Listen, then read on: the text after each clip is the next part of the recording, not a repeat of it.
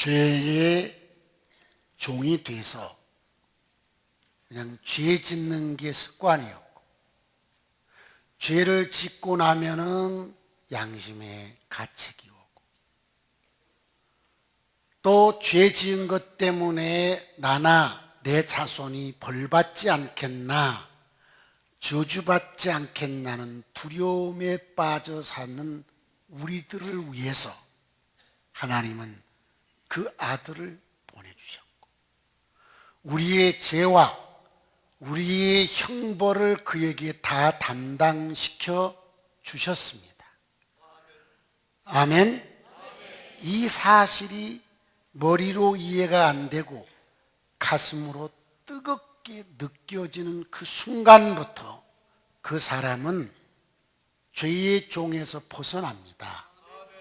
죄가 이끄는 대로 가지 않고 너! 하고 딱 자를 수 있는 힘이 생깁니다. 그리고 죄 지은 과거에 죄 지은 것 때문에 앞으로 내게 무서운 벌이 오리라는 이 두려움도 딱 사라지는 것입니다. 이유는 예수님이 다 갚았다고 머리로 이해되는 게 아니라 믿어지기 때문입니다. 마음으로 느껴지는 사람은 자유를 누리게 되는 것입니다. 이 사람은 이제는 마음속에 두려움이 사라지는 거예요. 나를 막 누르고 있는 죄의식이나 형벌이 사라진 거예요. 그러니 너무 마음이 행복한 거죠. 이런 행복을 주시기 위해서 하나님이 그 아들을 이 세상에 보내주셨습니다. 그 날이 25일인지 아닌지 나도 잘 모릅니다. 왜요? 예수님 태어날 때 내가 이렇게 본 게 아니니까. 여러분도 여러분 생일 모릅니다. 왜? 여러분 태어날 때 여러분이 본 것도 아니니까. 그냥 부모가 이날이 네 생일이라니까 생일로 아는 거고, 부모 없는 사람은 지가 정해서 지 생일 지키는 것입니다. 생일이 이날이나 저날이냐가 중요한 게 아니라 내가 이 세상에 태어났다는 사실이 중요한 것입니다. 예수님이 이 땅에 오셨다는 것이 중요하지 성탄절이 25일이냐 아니냐 이게 뭐가 그렇게 중요한 거냐 이 말이죠. 교회 지도자들이 25일을 성탄절로 정했습니다. 이제 우리는 이 땅에 보내주신 하나님의 은혜를 가슴으로 절절히 느낄 수 있는 그런 기회가 돼야 될 줄로 믿습니다. 여러분 생일을 기다립니까 안 기다립니까? 여러분 생일, 부모님 생일, 자식 새끼 생일 달력에다 동그라미 쳐나 안 쳐나? 동그라미 쳐놓고 기다리고 준비하면서 왜 예수님의 생일은 흥분되지 않아야 되냐 이 말이죠. 예수님의 생일 흥분되기를 바랍니다. 그러기 위해서 대강절을 지키는 것입니다. 대강절의 역사적인 유래, 그리고 대강절을 어떻게 지켜야 될 것인가 교회 주보에 다 자세히 실어 놓았고요. 그 다음에 교회 홈페이지에 들어가면 다 올려놨으니까 읽고 또 읽어서 그대로 지키시기를 바랍니다. 대강절을 잘 지키자고. 안디옥 교회는 그동안 대강절 문화를 잘 지키지 않았습니다. 그러나 2012년 제가 대강절 문화 잘 지키고 싶어서 안디옥 교회 특성에 맞는 프로그램을 만들었습니다. 이건 딴 교회가 하는 게 아니라 안디옥 교회가 하고 있습니다. 이제 3년째 접어들었기 때문에 어느 정도 하시는 분들은 익숙할 것이고 안 한 분들은 여전히 안 하고 어색할 것입니다. 부탁하는 것은 목사가 여러분에게 하라고 한 것은 여러분에게 유익이 되니까 하라고 하는 것입니다. 여러분이 자식에 이거 하라고 하는 것은 그 자식 새끼 잘되게 하기 위해서 유익하니까 하라고 하는 것입니다. 그런데 기어이 안 한 놈은 자식이 있어 없어? 그 새끼 그냥 굴밥 한번 주고 싶어 안 주고 싶어 이 새끼를 그냥. 성도여, 목사가 하라고 하는 거 하세요. 여러분에게 유익이 되니까 하라고 하는 것입니다. 여러분의 신앙에 독이 되니까 하라고 하는 것입니다. 대강절 문화를 지키는 첫 번째 이유는 성탄절의 의미를 똑바로 알자는 거고요. 대강절 문화를 지키는 두 번째 이유는 가족이 성탄을 주제로 하면서 대화가 회복되잖아요. 가족 식구가 좀 대화가 회복되자. 부부도 대화 없고 부모 자식이 대화가 없는데 가족이 모여서 좀 대화가 회복되자. 세 번째 이유는 대강절 문화를 지키면서 이웃 사촌이란 말이 전설 따라 삼천리가 되어버렸어. 이웃이 없어. 없는 게 아니라 내가 이웃을 안 만든 거지. 앞집, 옆집, 윗집, 아랫집 다 있는데 다 모르고 살아. 그래서 좋은 이웃을 꼭 만들어서 내가 위기에 처했을 때 아는 사람에게 전화하든지 119 전화하는 것보다 옆집 문 열고서 탕탕탕 때려서 나 이러니 좀 도와주세요. 이럴 수 있는 이웃을 좀 만드시기를 바랍니다. 계시록 강론은 1월 둘째 주부터 시작하고 오늘부터 중단하겠습니다. 이제부터 12월 25일까지는 성탄절에 대한 설교를 하겠고요. 마지막 주에는 금년 1월 첫 주에 설교했던 일어나서 이 설교 다시 할 겁니다. 진짜 일어나서 주님과 함께, 교회와 함께, 가족과 함께 내가 살아왔나? 아니면 특별하게 저만큼 떨어져서 뱅뱅 돌고 살아서 사자밥이 되었나? 한번 뒤돌아보자는 거예요. 1월 첫 주에는 2015년 표어인 디모데후서 2장 1절로 7절의 말씀을 강론하고 1월 둘째 주부터 다시 계시록 강론이 이어지게 되겠습니다. 오늘은 누가복음 1장 26절로 38절에 있는 말씀 여러분에게 강론을 해드리겠습니다. 이 말씀은 두 가지 핵심적인 상황을 우리에게 깨우쳐주고 있습니다. 하나는 뭔고니 선택받은 한 여인에 대한 이야기고, 또 하나는 뭔고니 하나님의 아들이 이 땅에 오시게 된 과정을 설명해 준 것입니다. 그래서 오늘 이 두 가지에 초점을 맞춰서 두 포인트를 가지고 여러분에게 말씀을 드리겠습니다. 선택받은 여인 마리아, 천사장이 나타나서 은혜를 받은 자여 평안할지어다. 이 소리를 들은 마리아가 28절 봅시다. 시작. 그에게 들어가 이르되 은혜를 받은 자여 평안할지어다. 주께서 너와 함께 계시도다. 29절 시작. 처녀가 그 말을 듣고 놀라 이런 일이 어찌민가 생각합니다. 천사가 와서 은혜를 받은 자여 평안할지어다. 주께서 너를 선택했느니라. 그러니까 두려워했다겠습니다. 놀랬어요. 두려워했어요.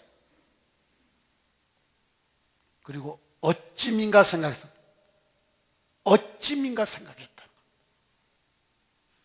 하나님의 천사가 와서 마리아여 하나님이 너를 선택했으니 평안할지어다. 그러니까 깜짝이야. 별꼴이야. 우리말로 말하면 그거예요. 왜요? 여러분, 처녀가 애를 베는데 너를 선택했다는 겁니다. 그게 별꼴 아니요? 별꼴. 별꼴이요, 별꼴. 얼마나 부담스러워요. 그런데 천사가 마리아에게 자세하게 설명을 해주기 시작합니다. 네가 임신하면 성령이 너를 덮을 때 너에게 하나님의 아들이 잉태될 것인데 그 하나님의 아들은 인류의 구주가 될 사람이다. 마리아는 천사의 이 설명에 자기를 하나님이 선택한 것에 대해서 이해를 하게 됐습니다. 얼마나 머리가 복잡하게 계산했겠습니다. 처녀인 나한테 임신이 된다. 그러면 나하고 약혼한 총각으로부터 버림을 받게 되고 손해배상 청구가 올 것이다. 율법을 따라 나는 돌에 맞아 죽을 것이다. 머릿속에 순간적으로 다다닥 생각이 나지 않았겠습니까? 그럼에도 불구하고 마리아가 천사가 설명해 줄 때 이해가 된 겁니다. 이해가 돼서 말씀대로 되기를 원합니다. 이런 겁니다. 성도 여러분, 하나님은 여러분을 선택하셨습니다. 만일에 하나님이 여러분을 선택하지 않았다면 여러분 이 땅에 태어나지를 않습니다. 선택했기 때문에 여러분이 세상에 태어난 겁니다. 잠언 16장에 보면요, 악한 자도 악한 날에 적당하게 쓰려고 세상에 보냈다는 것입니다. 그러니까 이 세상에 태어난 모든 사람은 하나님께 선택을 받은 것입니다. 여러분이 가정을 이룬 것은 그 가정에서 여러분이 해야 될 일이 있어서 그 가정이 되도록 선택한 거고요. 여러분이 안디옥 교회에 왔으면 하나님이 안디옥 교회에서 여러분을 통해서 할 일이 있으니까 안디옥 교회로 오도록 여러분을 선택한 것입니다. 하나님이 나를 선택한 것에 대해서 이해를 하면은 그 사람은 평생 행복하게 살지만 이해를 못한 사람은 별거리야! 아이 깜짝이야! 부담스러워합니다. 사도행전 9장에 보면 사울이라는 청년이 예수 믿는 사람 잡아 죽이러 가다가 다메섹에서 예수 만납니다. 이때 아나니아라는 선지자를 보내서 사울아! 하나님이 너를 이방의 사도로 선택하였노라. 알려줍니다. 알려줄 때 사울은 그게 이해가 됐습니다. 그래서 그는 이방인의 사도로 평생을 살았습니다. 여러분 에레미야 1장을 보면 하나님이 에레미야야 너는 내가 너에게 지시한 것을 누구에게 보내든지 가서 얘기하라. 그러니까 에레미야가 못하겠습니다. 못하겠습니다. 나는 어린아이니까 못하겠습니다. 나는 말 못하니까 못하겠습니다. 이때 하나님이 내가 너를 선택했다. 네 어머니 배에 짓기 전에 내가 너를 선택했어. 말의 권세를 누가 주냐? 내가 주는 거 아니냐? 가! 그때 에레미야는 네 하고 갔습니다. 내가 세상에 왜 태어났는가? 하나님이 나를 무엇에 쓰려고 나를 선택했는가? 이것을 깨닫고 그 길을 가는 사람은 인생을 행복하게 가는 것입니다. 하나님이 나를 왜 선택했는가를 모르는 사람은 끝없이 인생을 방황하다가 인생을 끝내게 될 것입니다. 성도요,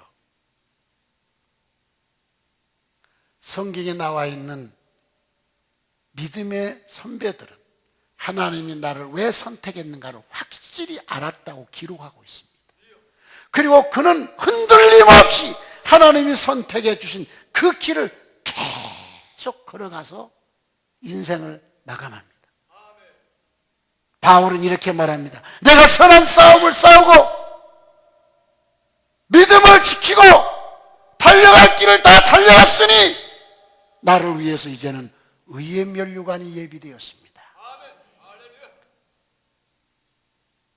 교도소도 가고 매도 수없이 맞고 협박도 수없이 당하고 잠 못 자고 배고팠지만 그는 즐거웠습니다. 왜요? 하나님이 선택한 그 길을 갔기 때문입니다. 수많은 사람 중에 하나님은 나한테 이 일을 하라고 선택했구나. 그걸 깨닫고 나니까 그 길을 가는 게 즐거웠던 것입니다. 여러분, 고생이 아닌 겁니다. 고생이 즐거움이었던 것입니다. 나는 여러분이 인생을 즐겁게 살기를 바랍니다. 방황하지 마십시오. 흔들리지도 마십시오. 가짜로 걷지도 마십시오. 하나님이 나를 선택한 이유를 알고 그 길을 가시기를 바랍니다. 여러분은 다 선택을 받은 사람들입니다. 문제는 내가 그 선택받은 것을 알아야 되는데 모르고 있는 게 문제입니다. 기도하십시오. 두 번째 문제는 하나님의 아들이 이 땅에 온 과정을 설명했습니다. 하나님의 아들이 이 땅에 온 과정은 아주 간단합니다. 성령으로 마리아의 태에 임신했습니다. 여기에 마리아는 순종을 했습니다. 만일에 마리아가 순종하지 않았으면 낙태했을까요? 안 했을까요? 네? 여러분, 약혼자로부터 파혼당하고 손해배상 청구받습니다. 안 그러겠습니까? 율법을 따라 돌에 맞아 죽습니다. 그러니까 어떤 방법으로든 이 애를 뗐을 것입니다. 아무리 성령으로 잉태했어도 이걸 뗐을 거예요. 하나님의 아들이 이 땅에 오는 과정은 성령으로 잉태한 것을 마리아가 아멘하고 받아들여 순종했던 것입니다. 그래서 예수는 이 땅에 온 것입니다. 하나님이 여러분을 통해 역사하시는 과정이 있습니다. 어떤 과정이냐? 성령으로 여러분에게 깨우쳐 주실 것입니다. 그 깨우쳐 주신 것에 대해서 여러분은 아멘할 때 하나님의 기적이 여러분에게 나타날 것입니다. 그러나 여러분의 힘으로 하려고 하면 아무것도 안 될 것입니다. 성령의 역사가 아니고 여러분의 힘으로 하려고 하면 여러분의 힘만큼만 될 것입니다. 그러나 하나님의 신이 역사하실 때 그 역사하심에 내가 순종한다면 바로 하나님의 일이 여러분을 통해 나타날 것입니다. 기적을 먹고 살게 될 것입니다. 성도여, 하나님은 살아계십니다. 그는 능치 못할 일이 없으신 분이십니다. 성령으로 여러분을 깨우쳐 주시고 여러분이 믿음으로 아멘하면 여러분을 통해 하나님은 기적을 만들어 가실 것입니다. 그러나 그렇게 안 사는 당신은 당신의 힘만큼 살다 가게 될 것입니다. 하나님의 아들이 이 땅에 온 과정을 배웠어요. 나를 통해서 하나님의 위대한 기적이 일어나는 과정도 똑같다. 성령이 말씀하시고 나는 믿음으로 아멘하면 반드시 하나님의 역사는 나를 통해서 이루어진다. 대강절에 하나님이 나를 선택한 이유와 방향을 꼭 아시기를 바랍니다. 그리고 성령의 역사에 순종해서 여러분의 인생이 하나님의 기적을 맛보는, 여러분의 힘만큼이 아니라 하나님의 능력만큼 내게 임하는 이런 역사가 꼭 일어나게